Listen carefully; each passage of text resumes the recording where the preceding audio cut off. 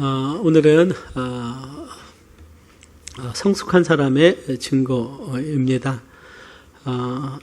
오늘은 우리가 하나님 앞에 우리가 말씀을 우리의 삶에 순종하는, 또 말씀과 믿음과 우리의 삶과 일치되는 그 삶의 적용에 대해서 말씀을 나누고자 합니다.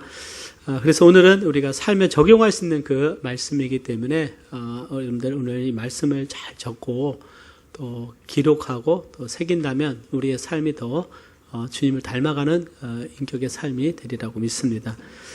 우리의 삶 가운데 일어나는 많은 갈등들, 문제들이 많이 있습니다. 국가 간에도 그렇고 개인 간에도 그렇고 가정에서도 있는 것이 사실이죠. 때로는 교회 안에서도 그런 문제들이 일어나기도 하는데, 그런 문제의 이유는 우리가 하나님 앞에서 성숙하지 않는 그런 모습들입니다. 성숙하지 않기 때문에 미성숙한 행동을 하게 되고, 또 그럼을 통해서 여러 가지 갈등이나 어려움이 있는 것을 보게 됩니다. 그렇기 때문에 우리는 하나님 앞에서 영적으로나 또 인격적으로 우리가 성숙해서 진짜 우리가 주님 앞에서 주님 보시기에 주님을 닮아가는 그런 믿음의 삶을 살아갈 필요가 있는 것이죠. 우리를 향한 하나님의 뜻이 있다면 주님 안에서 우리가 성장하는 것이라고 믿습니다. 사랑하는 여러분, 주님 안에서 여러분 성장해 가고 계심을 발견하십니까? 우리 자신의 모습을 볼 때 나는 인격적으로 영적으로 지금 성장해 가고 있는 것 같다 하시는 분 한번 손들어 보시길 바랍니다. 아멘. 우리가 영적으로 좀 성숙하고 있는 우리 자신들을 좀 돌아볼 필요가 있어요. 그래서 영적으로 성숙해야 되고, 또 정신적으로나 또 감정적으로 성숙할 때 우리의 삶이 안정적이고 또 주님 안에서 평안을 누리게 됩니다. 또 우리가 균형 잡힌 삶을 살아갈 수 있다는 것이죠. 그러니까 성숙이라고 하는 것은 어떤 저절로 되는 것이 아니죠. 그래서 성숙이 우리가 어떤 나이가 점점 한 살 더 또 한 살 더 이렇게 우리가 들어가면서 내가 성숙이 된다. 그건 아닙니다. 물론 나이가 들어가면서 젊었을 때보다는 성숙하겠지만 때로는 성숙하지 않은 모습으로 우리가 성인 때를 만날 수가 있는 것이죠. 그래서 어떤 우리의 삶에 어떤 그 인격적인 결함이 있거나 여러 가지 상황이 있을 때 성숙하지 않는 내 자신의 모습을 보게 돼요. 그래서 우리가 때로는 말을 하고 나서 후회할 때도 있고, 또 내가 여러 가지 행동을 했는데 이것은 내가 참 실수했구나 하는 것은 순간적으로 우리가 아직 정말 성숙에 도달해야 될 어떤 도전을 말해주고 있는 것입니다. 이것은 우리 모두에게 적용될 수 있는 말씀이죠. 또 성숙이라고 하는 것은 어떤 성취와도 큰 관계가 없습니다. 어떤 세상적으로 큰 기업을 일궜다고 해서 또 성공했다고 해서 또 과학적으로 큰 업적을 남겼다고 해서 꼭 인격적으로 성숙했다는 의미는 아닌 것이죠. 그렇기 때문에 세상은 어떤 성취한 것에 대해서 굉장히 칭송을 보내지만 하나님께서는 우리의 그 성숙을 보신다는 사실을 우리는 기억할 필요가 있습니다. 또 성숙은 학업과는 관계가 없다는 것이죠. 대학을 졸업하고 대학원을 가고 박사학위를 받아도 미성숙할 수가 있습니다. 그래서 때로는 사회적인 어떤 지도층이나 여러 가지 지도자 위치에 있는 분들이 미성숙한 행동을 통해서 많은 실망을 주기도 하고, 또 사회적으로 성공을 했는데 그 내면의 어떤 개인적인 삶이 오픈이 됐을 때 굉장한 여러 사람들에게 실망을 주는 이런 경우가 될 수가 있습니다. 그렇기 때문에 성숙이라고 하는 것은 내가 정말 전인적인 어떤 성숙이 돼야 되는 것이죠. 어떤 경우는 믿음적으로는 굉장히 성숙한 것 같은데 실제 삶에서 나타나는 모습은 그러하지 못해서 삶과 믿음이 불균형을 이루기 때문에 우리의 믿음 자체가 가려워지는 경우가 있는 것들을 보게 됩니다. 나는 정말 주님 사랑하고 또 말씀에 대한 지식도 믿음도 커가는 것 같은데 내 삶에서는 늘 부딪히고 또 삶에서는 늘 넘어지는 우리들의 모습은 우리가 아직 정말 성숙해야 되는, 아주 주님을 닮아가야 되는, 또 성령의 9가지 열매를 맺어야 되는 어떠한 그런 도전들을 우리가 보게 되는 것이죠. 그래서 성숙이라는 것은 무엇이냐? 우리가 성숙했다. 하나님은 우리의 내면을 보시지만 우리는 실제적으로 내면을 볼 수가 없어요. 내면인 아닌 것이라 성숙은 우리의 삶의 태도를 의미하고 있습니다. 그래서 내가 하나님 앞에서의 나의 태도, 다른 사람들 앞에서 나의 태도입니다. 우리들은 태도가 있죠. 그래서 다른 사람들은 나의 태도를 봅니다. 내가 우리 자녀들이 부모님 앞에 행하는 모습 속에서 우리 아이들의 어떤 성숙의 정도를 보게 됩니다. 우리 아이들이 1살, 2살 때는 함부로 행동하고 자기 마음대로 해도 너무나 태어나준 것만도 고맙고 또 그 자체가 예쁘기 때문에 정말 그것을 용납을 하고 그냥 그것을 그 자체를 즐거워하지만 그 20살 되고 30살 됐는데도 어리광 부리고 땡깡 부리고 그런다면 마음에 근심이 되는 것은 성숙하지 못한 것이죠. 마음의 자녀이기 때문에 사랑을 하지만 그러나 성숙할 필요가 있습니다. 그래서 태도라고 하는 것은 또 뭐냐? 우리 인격을 의미하는 것이죠. 결국 그래서 우리가 지체들과의 관계 속에서 나의 태도들, 또 가정에서 내 배우자를 대하는 태도, 내 자녀들을 대하는 태도, 또 자녀들은 부모님을 대하는 태도, 학교에서는 학생들이 선생님을 정말 존경함으로 대하는 태도, 이 모든 것이 다 우리의 인격인 것입니다. 특별히 가장 감추어진 곳에서 어둠 속에서 나의 행동들이 나타나고 있습니다. 가장 사람들이 보지 않는 곳에서 내가 어떻게 하고 있느냐. 사람들은 모르지만 하나님은 알게 되고요. 아시고 또 내 어둠에서 나 하는 행동들이나 태도들은 결국은 오픈돼서 사람들에게 밝혀지게 되는 것이죠. 특별히 죄가 감춰져 있다면 죄는 숨길 수가 없습니다. 죄는 드러나게 되어 있어요. 그래서 모세가 죄가 너희들을 찾을 것이다라고 민수기에서 말씀한 것처럼 죄는 드러나게 되겠다. 그래서 오늘 우리 인격적인 부분은 어떤 영적인 부분과 많은 그 밀접한 관계가 있기 때문에 하나님 앞에서 우리의 신앙생활을 어떤 외형적인 의식적인 예배를 드리고 내가 성경 공부 참석하고 하나님께 드리는 그 외형적인 것도 중요하지만 더 중요한 것이 있다면 내 내면의 마음입니다. 정말 하나님 사랑하고 또 말씀을 사랑한다면 하나님 사랑과 말씀 사랑이 나를 변화시키게 되어 있어요. 그러나 내가 정말 변화되지 않는다는 것은 하나님 말씀 속에서 내 자신을 바라보지 못하는 것이고 내가 하나님 앞에서 내 인격이 변화되지 않는 것입니다. 하나님은 우리를 성숙시킵니다. 하나님은 우리를 변화시켜요. 특별히 이 오늘 말씀은 우리 모두에게 적용됩니다. 왜냐하면 우리 모두가 완전한 사람은 없게 되는 것이죠. 그래서 우리 어떤 성숙의 척도는 누구냐? 예수 그리스도인 줄 믿습니다. 예수님을 닮아간다는 것은 그분의 겸손한 종의 모습, 예수님의 모습을 닮아가는 것이죠. 정말 성숙한다는 것은 굉장히 축복입니다. 성숙한다는 것은 굉장히 축복이죠. 성숙하면은 정말 존경을 받게 되고 사랑을 받게 되고 많은 분들에게 또 영향력을 끼치게 되는 것입니다. 그러나 안타까운 것은 우리들의 삶의 현장 속에서 우리들의 연약함이 있고 또 죄성이 있고 부족함이 있기 때문에 성숙하지 않는 나의 모습들이 종종 드러나게 되기 때문에 오늘 저는 성숙의 5가지 측면을 통해서 우리 자신을 다시 한번 돌아보고 야고보를 통해서 주시는 그 말씀을 보기를 원합니다. 성숙이라는 것을 헬라어로 보면 온전하고라고 번역이 되었어요. 온전하다. 성숙했다는 것은 온전하다, 완전하다라는 뜻이죠. 성숙했다는 것은 흠이 없는 거예요. 그래서 우리에게 있어서 성숙이라고 하는 것은 결국 과정이라고 믿습니다. 주님 오실 날까지 또 하나님 우리에게 주신 그 인생 동안 우리는 완전할 수는 없어요.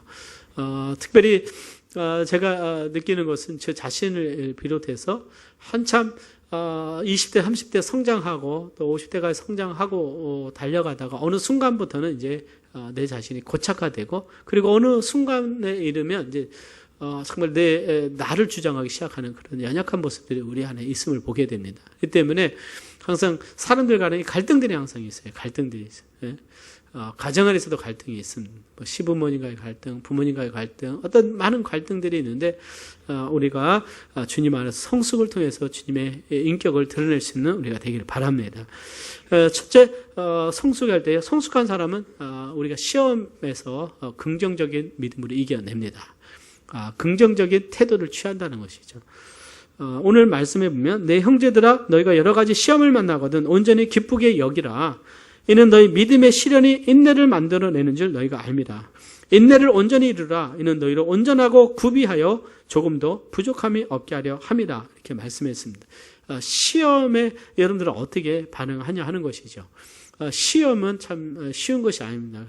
우리가 수요일 날 민수기 말씀을 배웠는데 광야 생활의 시험입니다. 하나님께서 이스라엘 백성들의 믿음을 시험하신 거예요.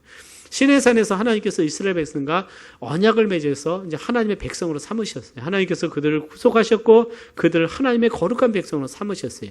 그리고 그들에게 율법을 주고 말씀을 주셨습니다.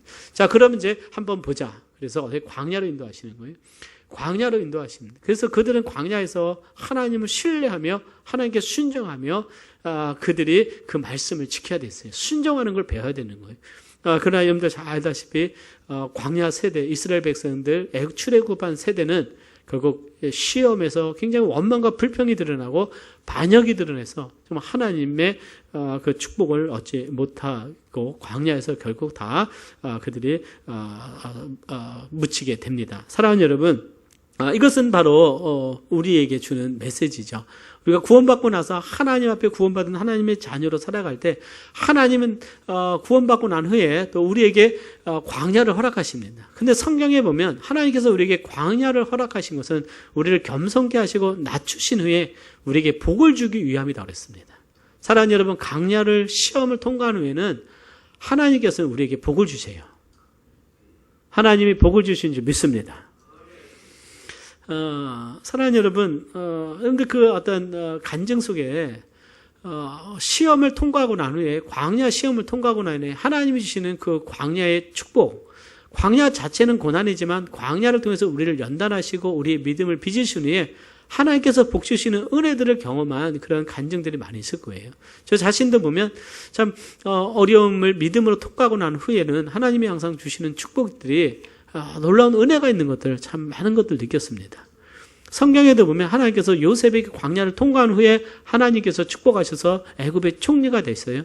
단지 그는 애굽의 총리가 됐다는 것이 축복이 아니라 그 이상으로 하나님이 쓰시는 하나님의 사람인 거예요. 아브라함의 그 야곱의 70 가족들을 다 애굽에 정착해 하시고 그곳에서 200만 명, 300만 명의 큰 민족을 이루어서 다시 출애굽하게 하는 데 있어서 하나님이 누구를 보냈습니까? 한 사람을 보내셨어요. 그 한 사람이 바로 요셉이에요. 근데 그가 갈 때는 노예로 갔습니다. 그리고 가서도 정말 최선을 다했지만 또 감옥에 갇혔어요. 그러나 하나님이 함께 하신 것은 요셉이 그 시험 가운데도 하나님을 신뢰했기 때문에 그랬어요. 내 삶이 무너지는 것 같고 내 삶이 고난 가운데 있는 것 같아도 하나님은 나와 함께 하셔서 나를 광야에서 시험하고 계신다는 사실을 기억하시기를 바랍니다. 하나님은 나의 아버지가 되세요. 그래서 나를 붙들고 계셔서 하나님은 나를 인도하고 계신다는 사실이에요. 그렇기 때문에 우리는 시험에서 우리가 감당할 수 있는 건 뭐냐? 우리는 순종하는 것입니다. 우리가 원망하고 불평하는 것은 아무런 도움이 안 되는 거예요. 오히려 그것은 하나님을 대한 원망입니다. 그래서 믿음의 사람들은 시험 중에서 항상 하나님을 바라봅니다. 다윗이 광야에서 그가 하나님을 신뢰했을 때 하나님께서 그를 광야를 통과하고 났을 때 하나님께서 다윗의 믿음을 인정하시고 그 후에 이스라엘의 왕으로 삼으세요.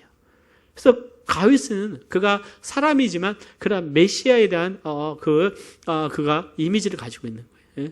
그를 통해서 하나님께서는 다윗의 그 왕권을 하나님께서 영원케 하시겠다. 다윗을 축복하셨어요. 하나님이 다윗을 축복하신 건 놀라운 은혜입니다. 아브라함을 축복하신 것처럼. 사랑하는 여러분, 그 하나님께서 우리를 축복하시는 줄 믿습니다.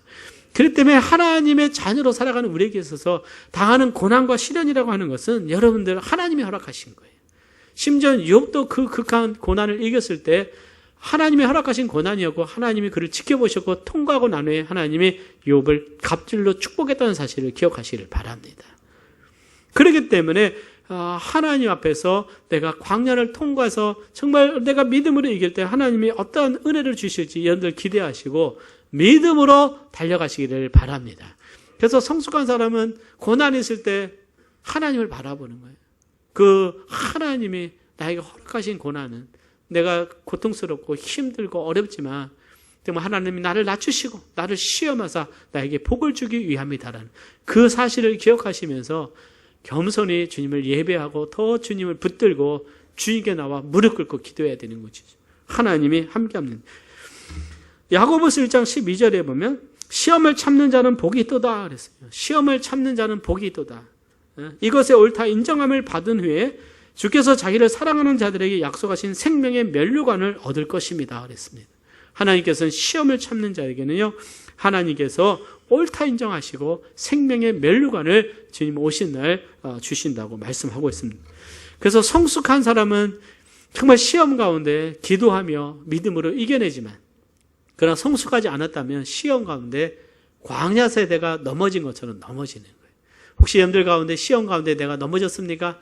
이겨내시기를 바랍니다. 다시 내가 있어야 될 자리에, 내가 정말 그 무릎 꿇을 자리에 내가 바라볼 그분을 바라보면서 이겨낼 수가 있는 것이죠.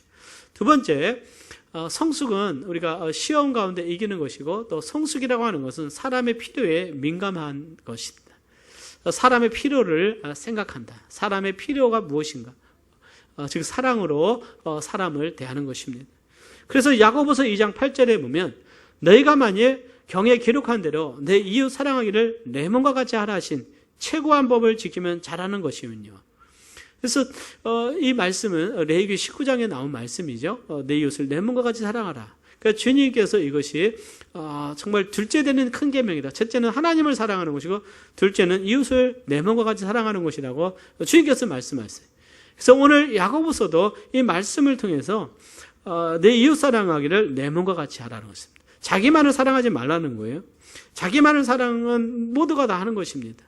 이번에 코로나 바이러스가 도니까 정말 우리가 여러 가지 중국에서 일어난 일을 볼 때 주의를 하는 것은 맞죠.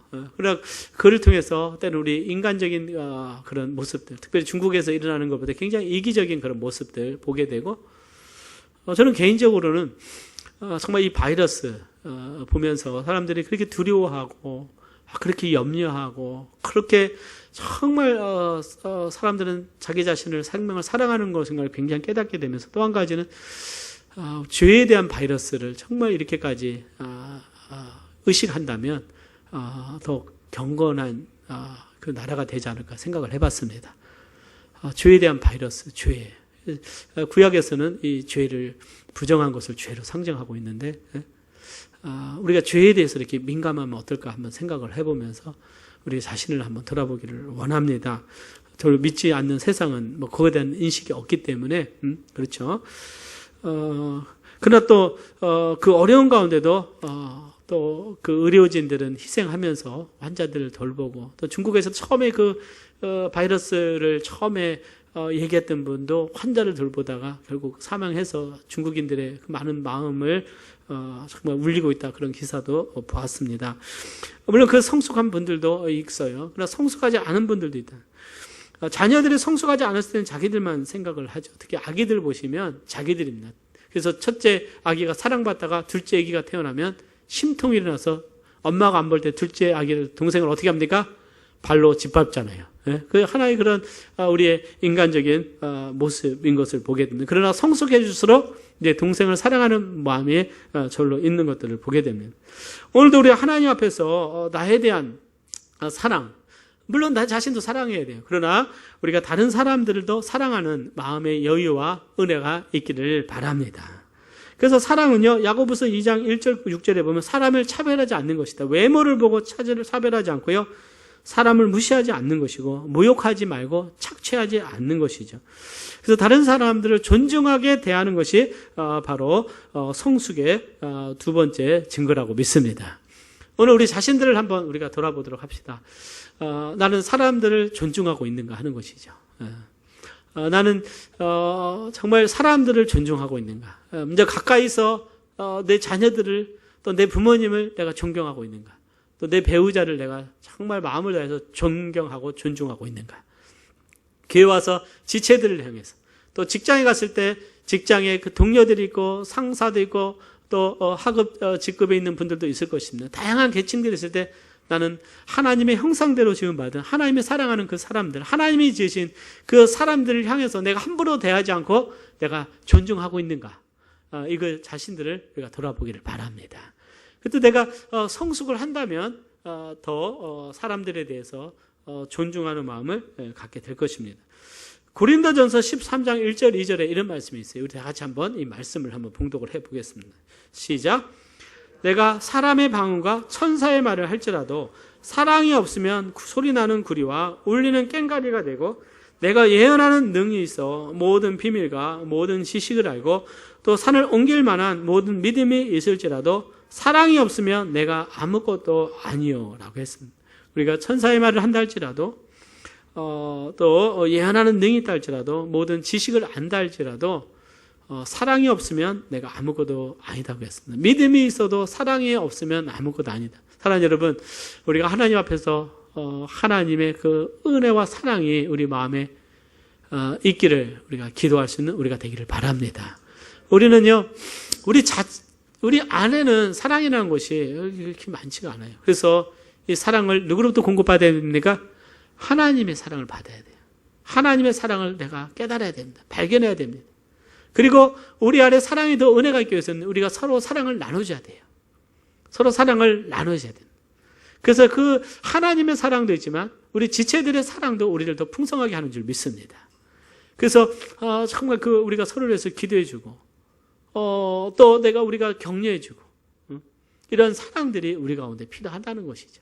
그래서 무슨 일을 하든지 특별히 주님 안에서 어떤 일을 하든지 사랑으로 해야 될 줄 믿습니다. 사랑으로 해야 돼요. 사랑이에요.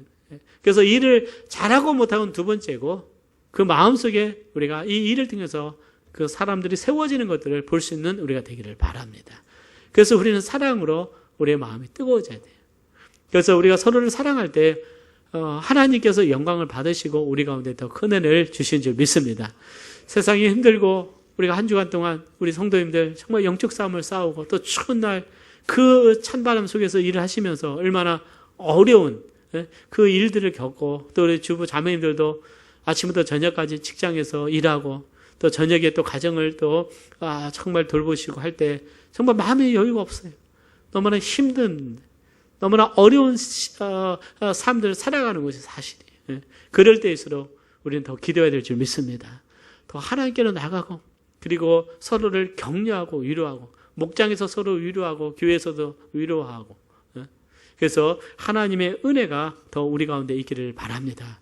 자칫하면요 냉랭해질 수가 있는 거예요. 사람들에 대해서 내가 무관심해지면 내 마음이 냉랭해집니다. 그래서 먼저 손을 내밀기를 바랍니다. 먼저 사람들 정말 예배 후에 식사 후에 또 내가 차 한 잔 먼저 대접할 수 있는 은혜가 있기를 바라요.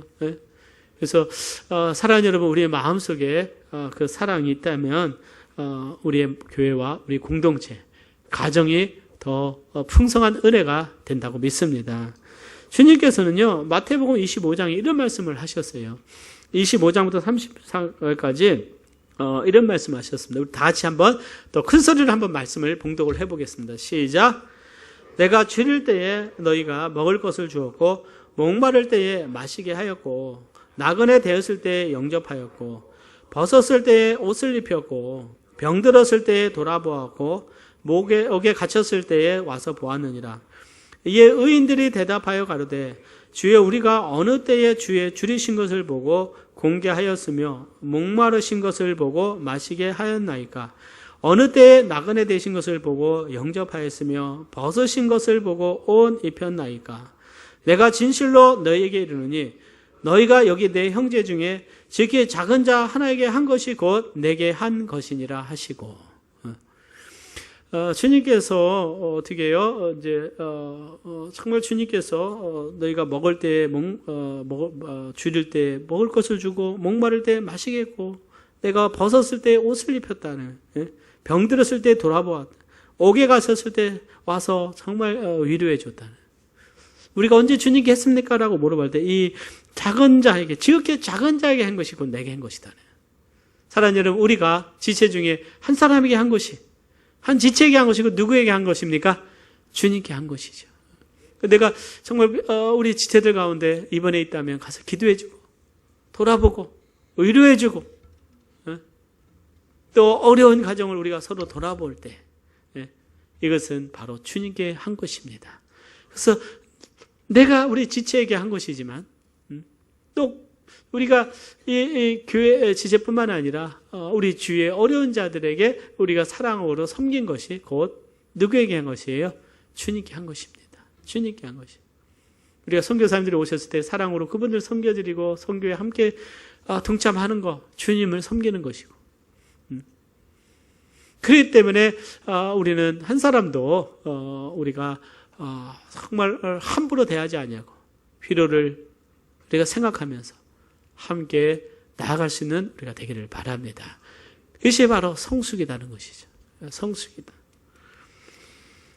성숙했을 때는 정말 포용할 수 있는 은혜가 있게 된다고 믿습니다. 그래서 우리 교회가 우리 성도님들이 가정에서나 교회에서나 직장에서나 우리가 더 넓은 그릇으로 마음의 그릇을 넓혀서 우리가 포용하고 또 사랑으로 함께 할 수 있는 우리가 되기를 바랍니다. 세 번째입니다. 세 번째는요, 성숙한 사람은 그의 입을 다스리는 자다. 어쩌면 우리가 이 부분에서 가장 우리 자신들이 넘어지는 경우예요.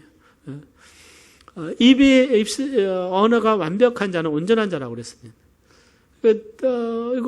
이 부분에서 우리가 마음에 동했을 때 나에게 나오는 입술의 말이 결코 정말 경건하지 않는 그런 모습들 때 우리 자신들을 돌아보게 되죠.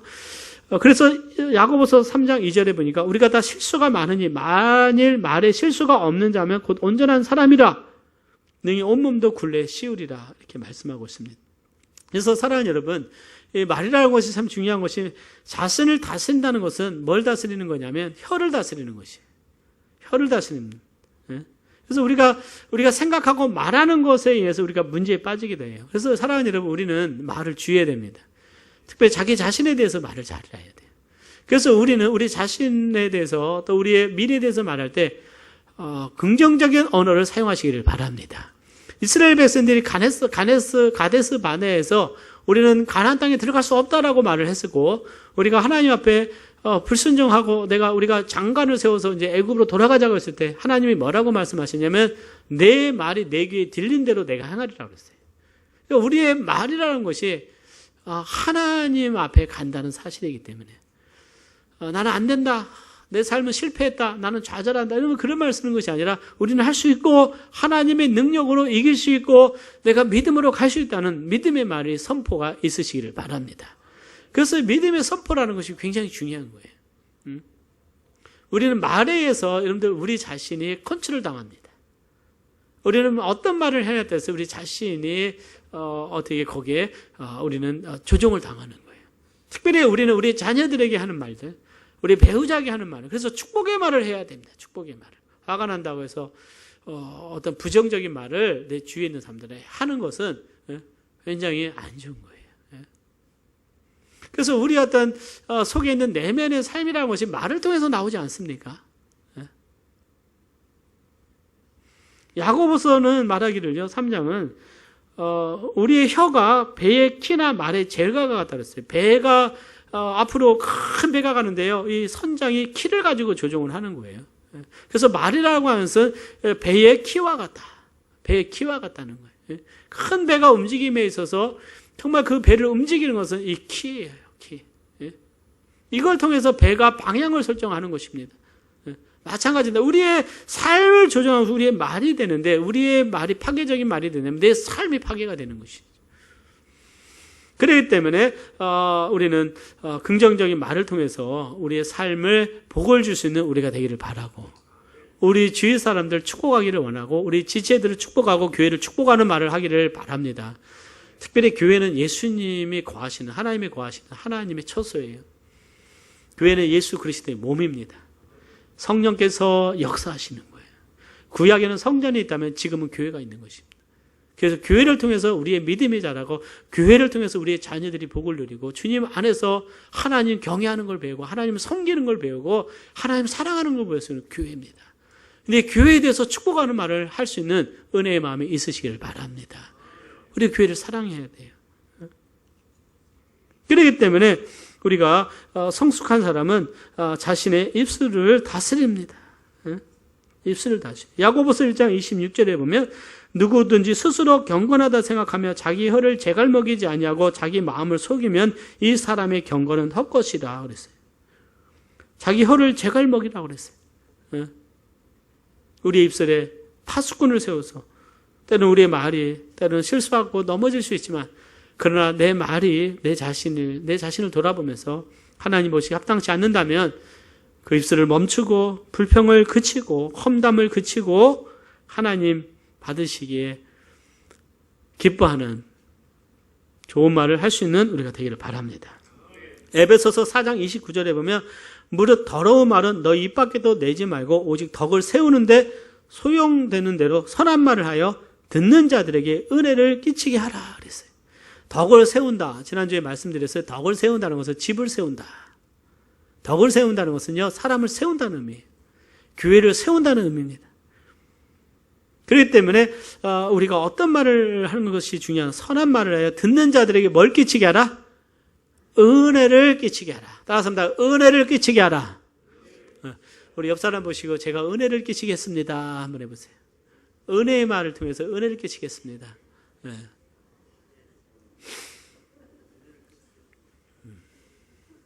아멘. 은혜의 말을 여러분들 우리가 행하시기를 바랍니다.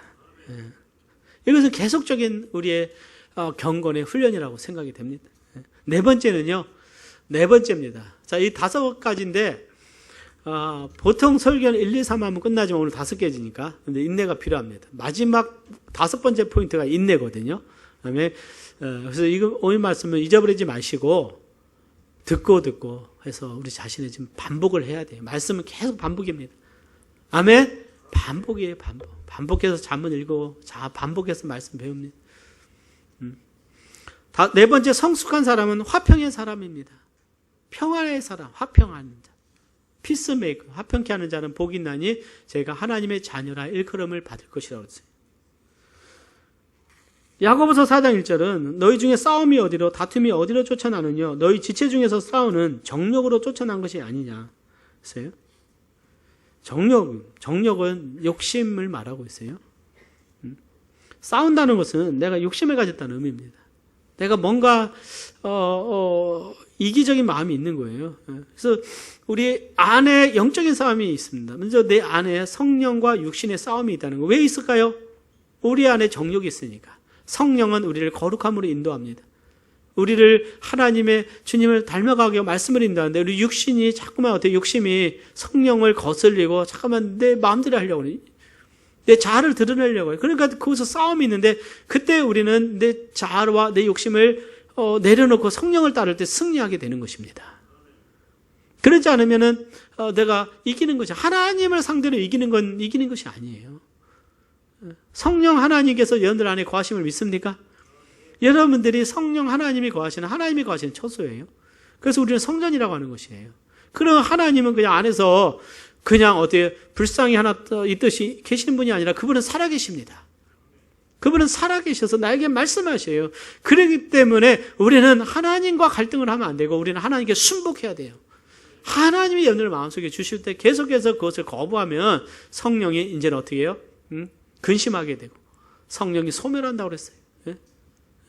물론 성령은 떠나지는 않습니다. 그러나 여러분들 하나님은 거룩한 곳에 거하기를 원하시는 것입니다. 그래서 먼저는 하나님께 순복하는 걸 배워야 돼요. 그 다음에 우리가 사람들과 관계 속에서도 싸움과 다툼이 일어나곤 합니다. 뭐 사람이 살다 보면 이것은 한 번도 안 싸운 사람은 없는 거예요. 부부싸움, 또 자녀와의 갈등, 교회에서 지체들과의 갈등, 회사에서의 갈등, 또 사회에서의 갈등입니다. 이때 우리는 그리스도인으로서 하나님의 은혜를 입은 자라면 우리는 이제는 평화의 사람이 되기를 결단하시기를 바랍니다. 우리 화평의 사람이 돼야 돼요. 나는 다툼을 일으키고 논쟁하기를 좋아하고 다투기를 좋아하는 사람이 아니라 또 다른 사람의 감정을 상하게 하는 것이 아니라 정말 내 있는 곳에서 주의 평안을 전할 수 있는 우리가 되기를 바랍니다. 평안을 전하는 자는. 그래서 이 복음이 평안을 전하는 신이라고 그랬어요. 평안의 신이라고 그랬어요. 화평의 신발을 의미해서. 그래서 저는 한 가지 믿는 것이 있어요. 여러분들 개인적으로 구령 상담하고 복음 전할 수 있으면 이것은 항상 우리 자신이 복음 앞에 겸손해지게 됩니다. 영적인 복음 전하는 자가 별로 육적인 사람 못 봤어요. 제가 말씀드린 것은 구체적으로 로마서를 통해서 예수 그리스도가 구주됨을 전하는, 우리가 죄인이고 죄 때문에 하나님의 형벌, 지옥 형판이 있고 예수님이 우리 죄 때문에 십자가에 죽으셨고 우리가 죄를 깨닫고 회개하고 예수님을 개인의 구주로 영접할 때 구원이 임하는 줄 믿습니다. 그럼 이걸 사람들에게 가서 전하기 위해서는 내가 예수님을 전하기 때문에 난 예수님의 종으로 간다면 우리는 겸손해질 수밖에 없는 거예요. 그래서 그것이 몸에 배는 겁니다. 하나님이요, 복음 전하는 자에게 놀라운 축복을 주세요. 어디든지 종의 자세를 갖게 되는 거예요. 우리가 복음을 전하지 않으니까 자꾸만 내 의가 드러나고 자아가 드러나고 나중엔 정욕이 나를 지배하게 되면 막 다투는 거예요. 나하고 안 맞으면 다투고 뭐 마음 상하면 다투고.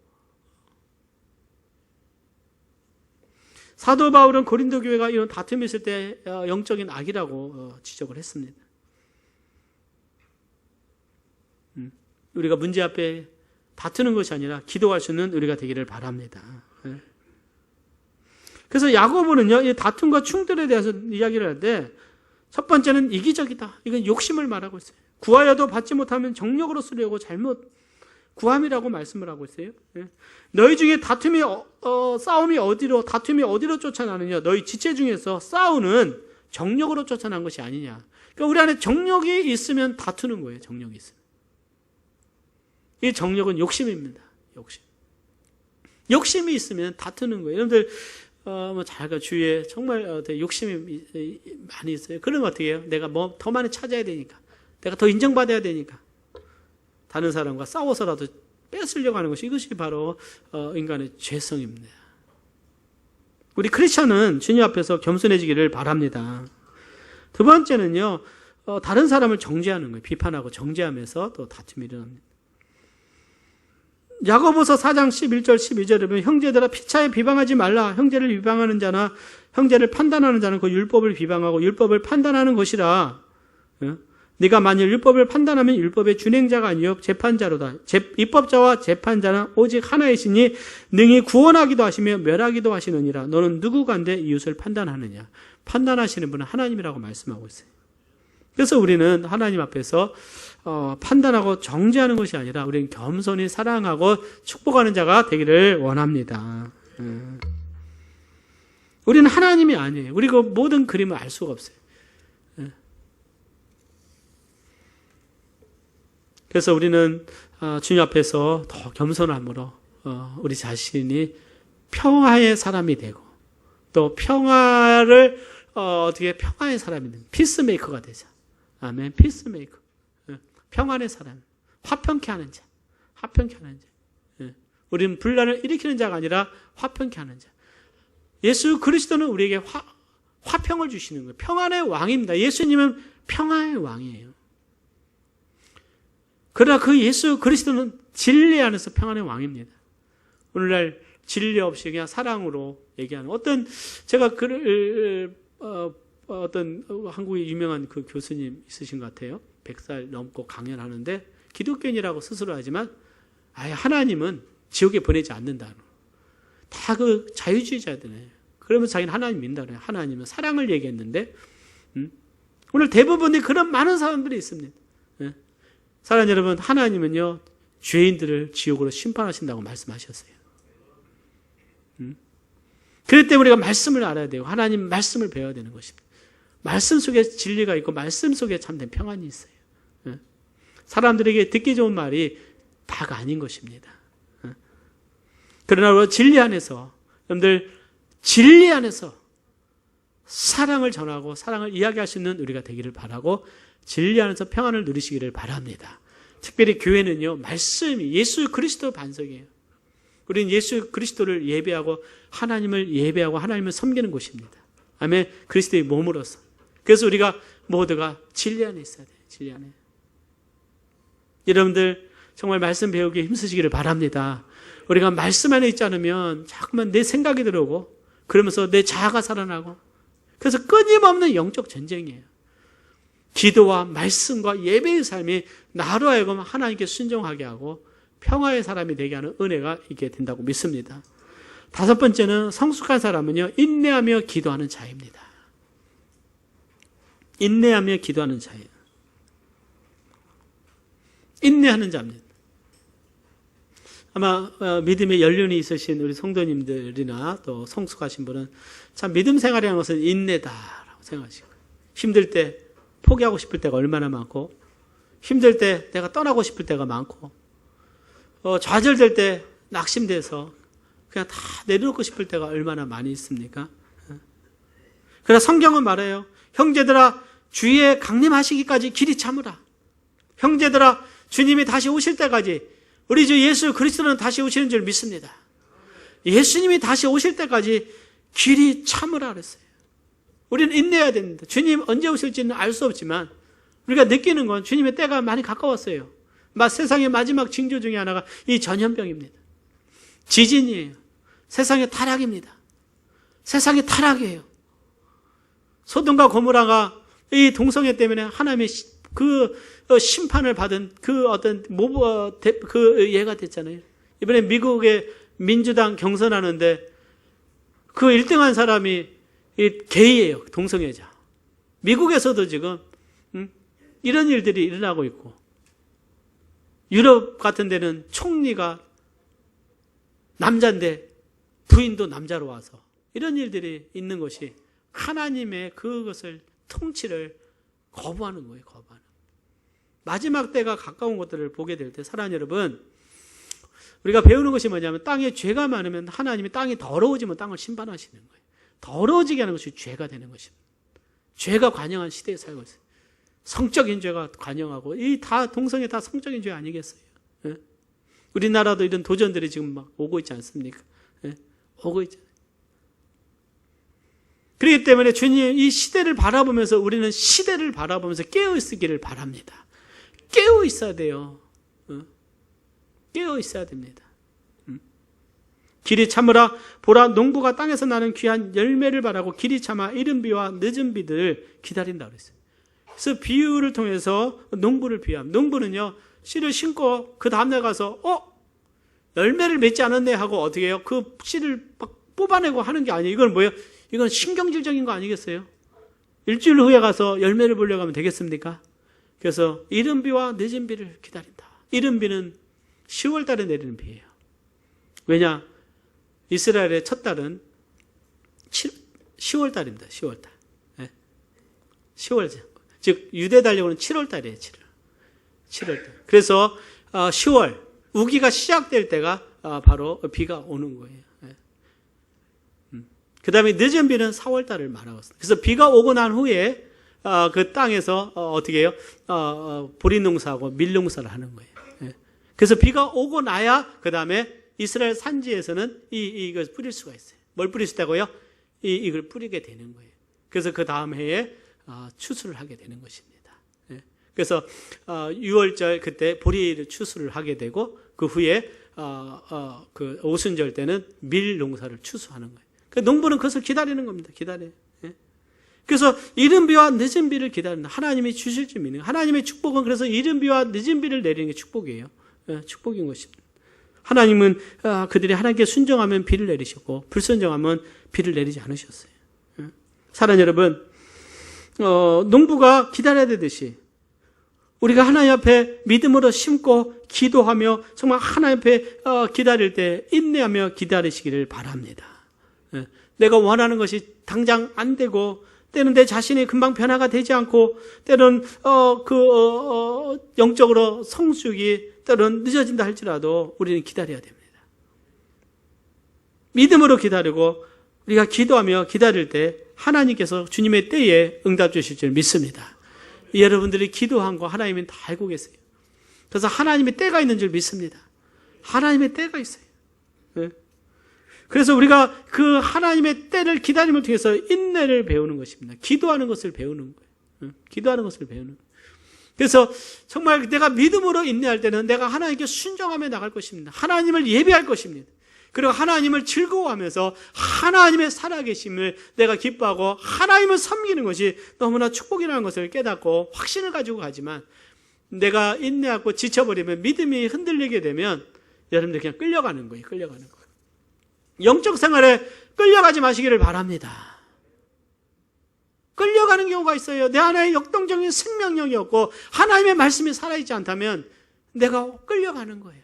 날에 의해서 끌려가. 오늘 주일 교회 가는 날이구나. 오늘 뭐 하는 거구나. 억지로 그냥 내가 끌려가는 거예요. 그러나 믿음의 사람은 앞에 나서서 깃발을 들고 내가 하나님이 주신 땅을 내가 그 갈렙과 같이 내가 찾아며 하나님을 선포하며 나가는 거예요. 야, 하나님과 함께함이 나에게 복이다. 하나님을 섬김이 복이다. 하나님의 말씀을 내가 배우고 그 말씀을 내가 아는 것이 복이다. 하나님을 예배하는 것이 우리 가문의 복이다. 아멘. 이런 믿음이 우리 가운데 있는 줄 믿습니다. 우리 교회는 이제 40주년을 맞으면서 더 성숙해 가고 있습니다. 더 성숙했다고 믿습니다. 여러분들 함께 성숙하도록 합시다.